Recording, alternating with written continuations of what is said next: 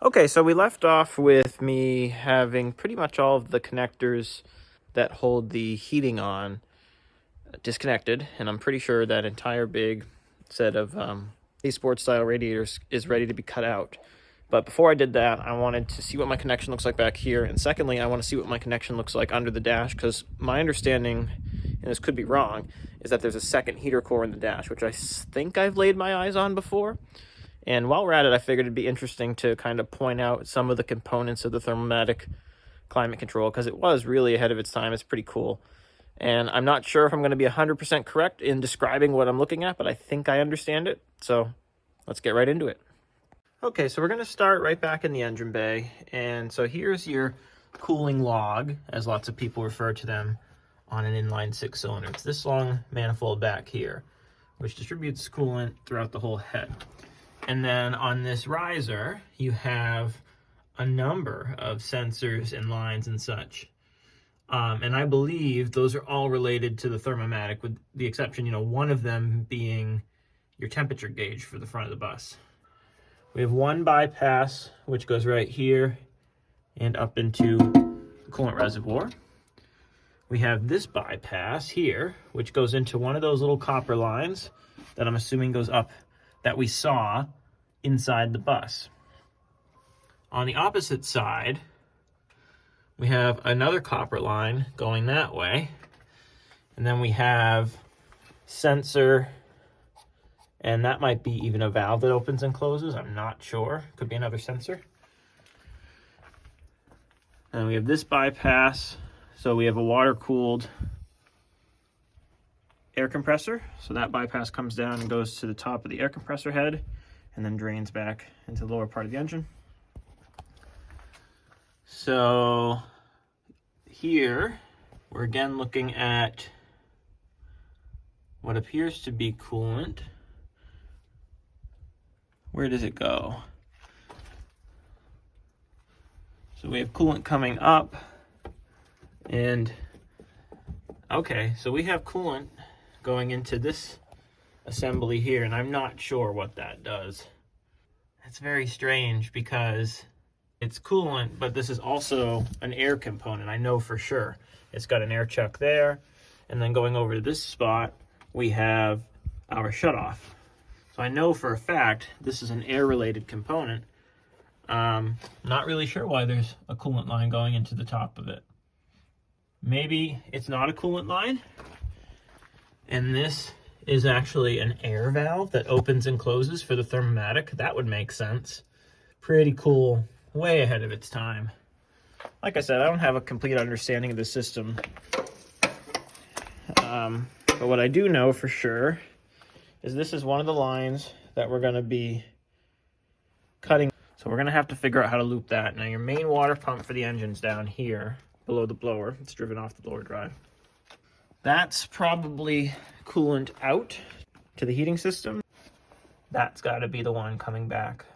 What does this mean for us? Well, I obviously still need coolant going to the front of the bus, and I'm thinking that these are the lines that it goes through, the original lines that it goes through.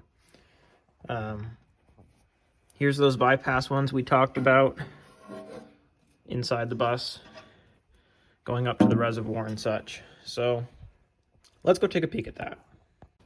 Okay, so back inside the bus, here's the lines in question. So this is the one that's going to be coolant out. I'm pretty confident about that. So that's coolant going forward to the front of the bus because, one, it's wrapped, okay, and two, this one that goes down has to be our return, going to that tube that I pointed at in the engine bay down below the radiator fan.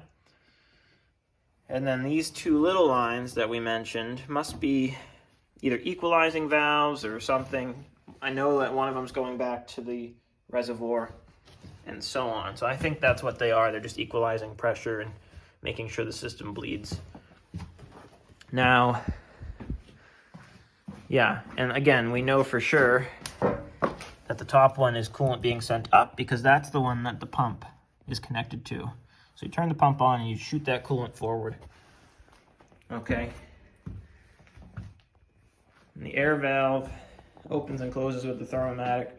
So the other thing we know is, so there's our air line in the thermomatic. And as we come forward on the heater, we have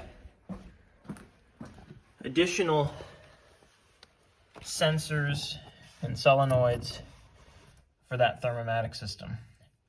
So all this that we're looking at here, including this one here, opened and closed the heat really way ahead of its time. As these pipes go up right here, they come into this massive radiator, so heater core, technically. But what I don't know for sure, and I need to confirm, is that there's another heater core somewhere down in this dash. Because on the other side of this heater core, do I see lines going out and down? So let's come down here, pop this guy open. Okay, what do we have? Totally empty, but what's behind that? Oh, there's your blower for the dash. So if we look down in here, no heater core. Okay. So how does the heat get to that blower fan? See, this is his driver's heater, on and off. I remember this working. At least that's what I remember. So here's one of our defrost openings. You can see our pedals down there. Got some air lines. I don't see any heat. Interesting. So if we trace up here, it looks like both our in and out happen right here. If we look in there, there's our main blower. You guys can't see it. There it is. So the question is, how did heat get down there? That's what we haven't answered. This defroster might have just been air. It might have just been sucking in warm air from here, you know, from the bus itself, and blowing that up onto the windows instead of through a heater core. It's kind of looking like that. That's what I'm feeling is the situation here. So here's where I'm at, guys. I think currently there's no system in place for heat right there. The only heat is right there. And those main pipes are how it gets to the front of the bus. Oh, and as far as the thermomatic goes, I think this is actually our thermostat. They mounted it up high, the hottest part of the bus, and that's how that worked. I don't think I'm going to be able to use any of this, which is unfortunate, but it might just be cleaner to start over. We know here we have a feed and a return. So, you know, possibly cutting these right here is a good idea because we'll keep those bleeders. Maybe we'll cut straight down on the other side of the wheel well and go under the bus. I'm just not sure right now. I have to think that over. But what we did determine just now is that the system does have to be removed. I don't think it's going to do us any good. Looks like this is mostly not riveted in. I think I'm looking at a bolt and some screws and stuff. What do these rivets do? Nothing's pretty loose. We have rivets on this side? No, we have screws. So maybe step one is to get this down and out of the way. I think that's the next logical step. So that's what we'll do. On we go. Okay, well, that came down without too much headache. So next, let's get some of this crappy insulation and junk off of here. Get a better look at our giant heater core. Okay, so I've decided that the best way to drain the big heater core up there is probably to disconnect at this air valve here because it's the low spot. It looks like these which I think are 9/16, will be a good spot to disconnect and drain the coolant out. As I think there's probably still some coolant in there. I think most of it's likely leaked out of that pinhole that we had. We should disconnect this anyway. I could just cut everything out with the Sawzall, but some part of me says this originality should be preserved even if I'm not using it. So I'm gonna try not to cut, except for what we discussed, possibly here, to reuse those sections. I'm not even sure if I'm gonna do that. I don't know. All right, so I took out the block and just threw a pan under there and quickly loosened these two, and we already got drippage, so I threw this. So let's take them out all.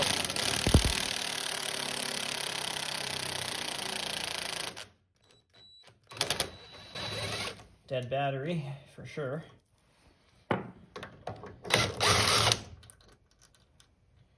So I'm gonna be patient. Well, maybe I won't. That's fully disconnected there, dripping away. Let's go to the other side. That's dripping away nicely now. Let's see what this side does. Will it come off without? Good.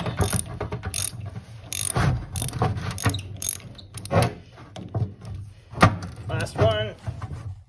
Whoa. You guys took a ride, huh? There we go. Wow, not as much is coming out of that as I expected would.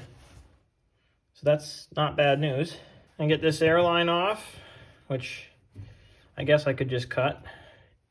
And then this big back one, the whole valve will come out of here. Now that big back one, that might not want to move, but we'll try it. Let's see this big, beautiful, ancient, really nice pipe wrench will take off that jumbo nut right there. Oh, geez, it's not even tight. Well, that was lucky. I don't know how else to describe that. That's just, oh, well, it is brass. So that's good.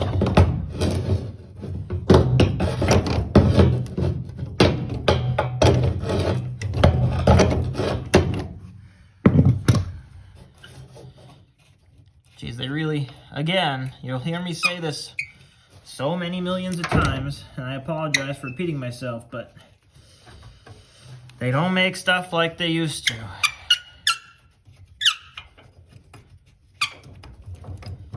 That thing is one solid piece of equipment.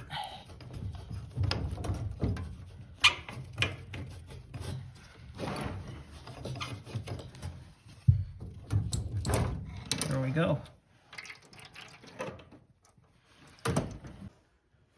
All right, well, let's see about putting the big pipe wrench into action here on these couplers up back at the heater core. I think I'll start with just cracking this one. Are we willing? We're not willing. There it goes. That came right off. Excellent. Trying to gently bend that out of the way. Easy does it. Okay. I don't know why I'm trying to save this stuff. Maybe somebody somewhere will need it, and I know that if someone was restoring one of these buses to original, this would be impossible to find. And there's so few of these buses left. I just can't do it. I can't bring myself to break it. These were definitely put together with a wrench.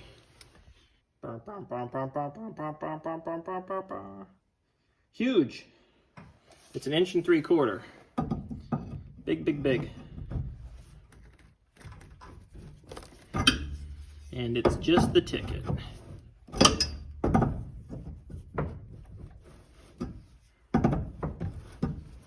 It needs to be facing the other direction.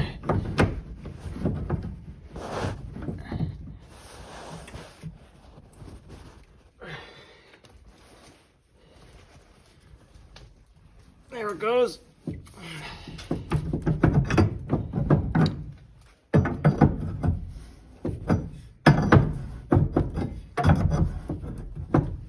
Okay, so both of those are loose.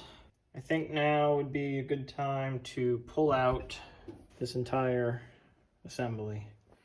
I'm gonna take off that coolant line just to get it out of the way. And then I have a hold down bracket there I'm seeing right there. So we'll get that off. And then I think this whole big pipe assembly should come down.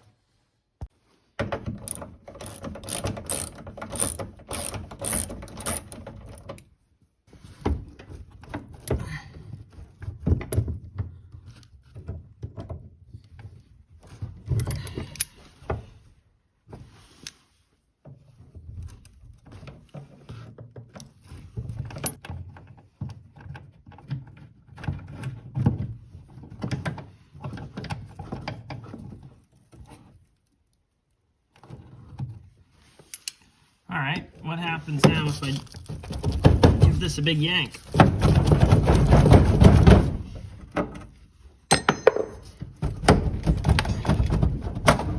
There we go. It's coming. The coupler back and forth. There we go. Come on down, baby.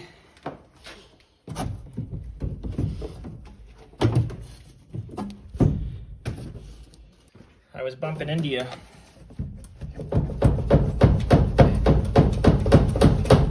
There it is, one. This one might not be as easy. Coming. Ow! I knew it was coming. Good. I only hurt a little. Now, I think we're like fully out. So we have those pipes out all the way back to here. So if I lift, yeah, it's fully out. So let me grab a second person and we'll take these out of the bus.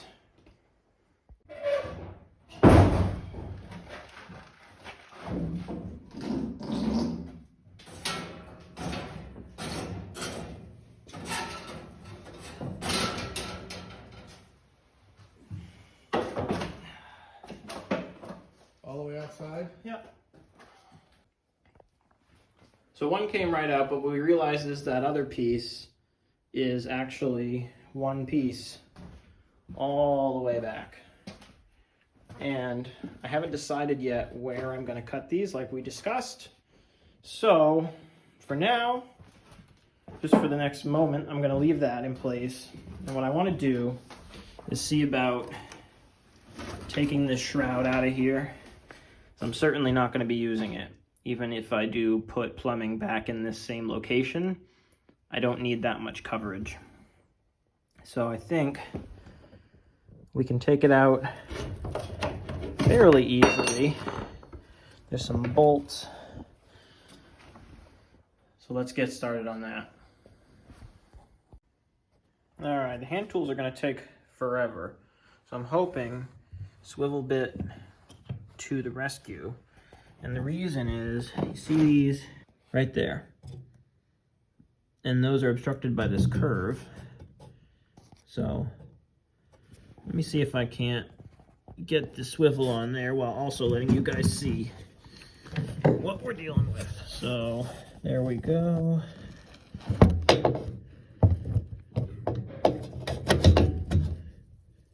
Think that might work, maybe.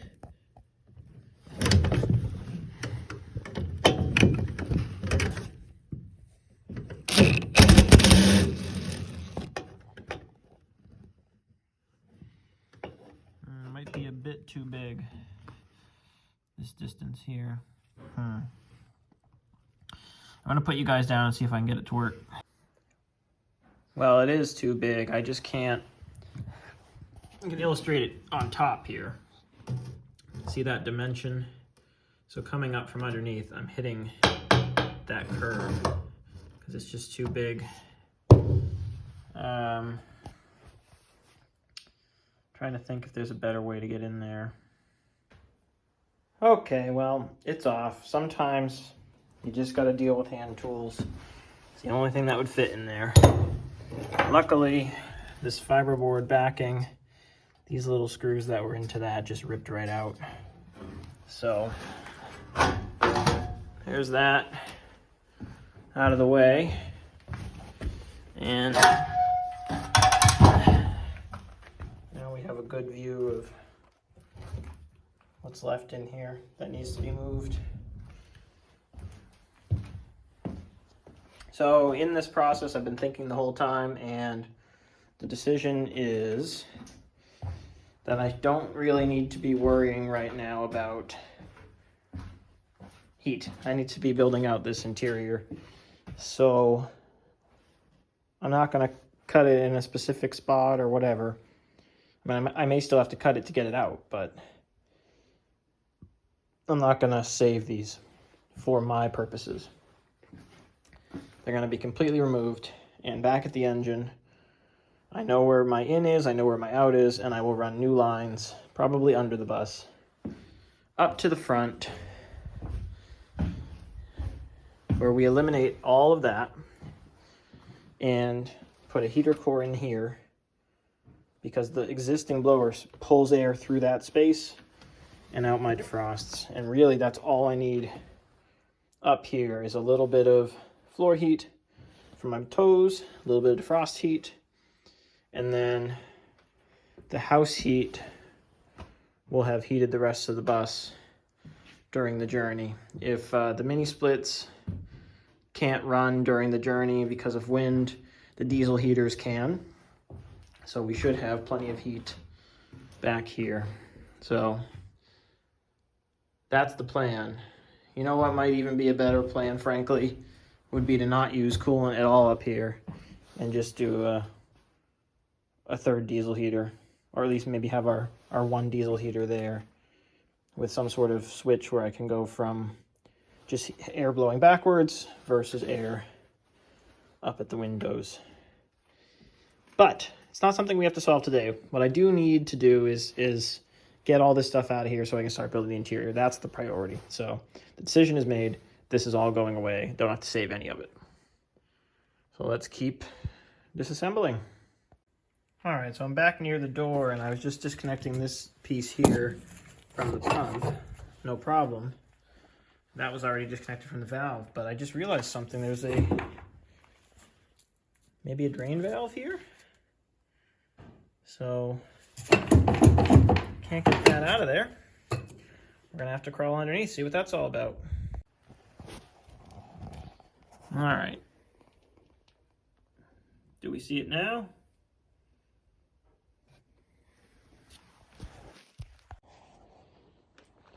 All right, guys, so it goes to Pepcox under the bus, and there's threads there, as you can see.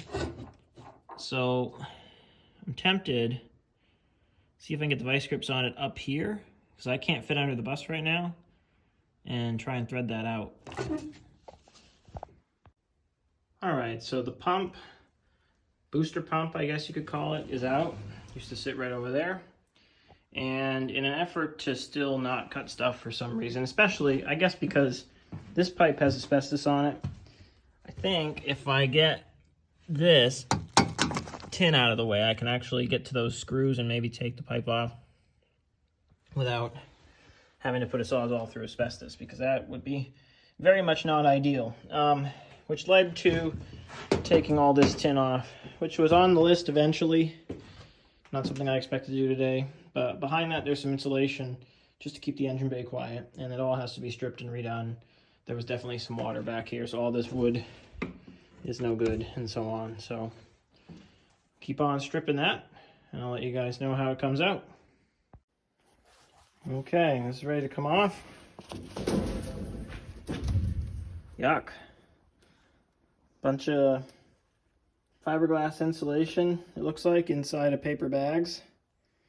Very gross. Let's pull this out of here. And then we'll get a trash bin or a trash bag.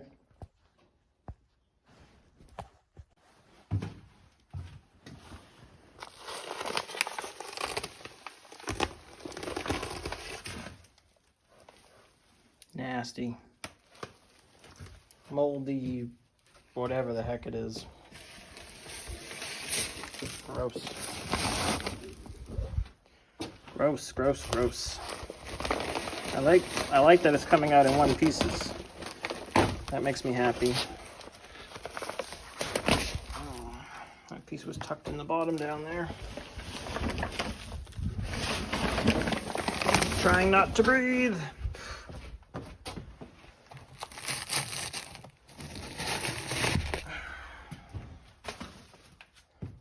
Let's get this one out.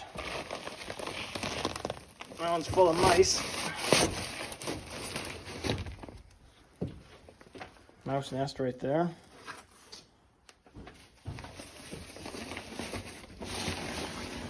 Okay. Some of the little girls. Oh, ants. Wow. That's nasty. I hate ants. They destroy everything. Carpenter ants. Gross. I really, really dislike ants. All right, well, with that out of the way, and this thing's still screwed in with some little Phillips and stuff, but you see what I mean here. I should be able to get to that screw and that one and pull this whole assembly out of here without disturbing the asbestos too much. So I'm gonna keep stripping. This whole bench needs to come undone. There's a panel in front. There's a bunch of glued on tar paper, which is spongy and watery underneath. Probably some more wood back there. So that all has to go away so we can get back to the original bulkhead. So this will be the next project. It's time for lunch. And I think this will be the next project, and I think I'll end the video here. And the next time, you'll see the rest of the heating come out and this thing be completely stripped, and maybe some more of these panels down out of the way. Guys, thanks for watching Highlandshire. I hope you will like the video and comment and subscribe. It helps grow the channel. That thumbs up really helps a lot. And we're going to keep on going on Mossy Bus, and we'll be living in here before summer. So thanks for watching. Bye.